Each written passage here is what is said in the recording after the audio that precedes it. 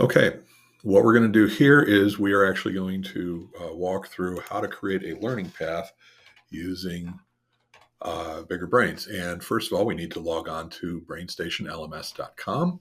So we go there, and no, we're not Jackson Phillips.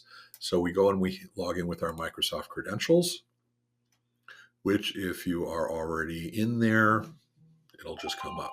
So we then come up, and if you need to be a team leader, and you know that by seeing the team leader option up here on the right, you simply select that. We go over to learning paths, and this is essentially for where you want to come up with a collection of courses that you want to assign to either individuals or to other teams that you've created. So we're going to create a new learning path, and let's say we want to do teams.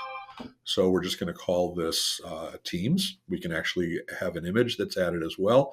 And we can specify whether it's public, meaning it's available to everybody, or we just want to assign it.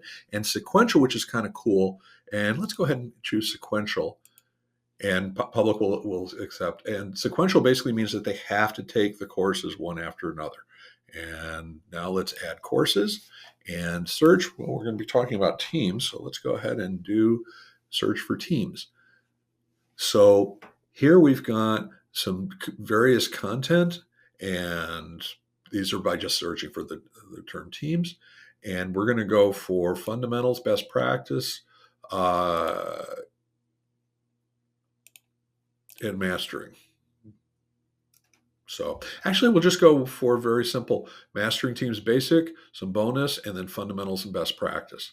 That's what we'll go for. And obviously you can change it however you want to.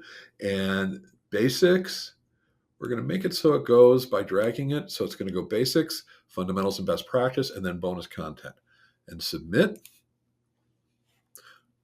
And successfully. And now we've got this learning path. So here we've got it here. We can view it, we can edit it, and we can delete it. We can also assign it to other people, but that's another video.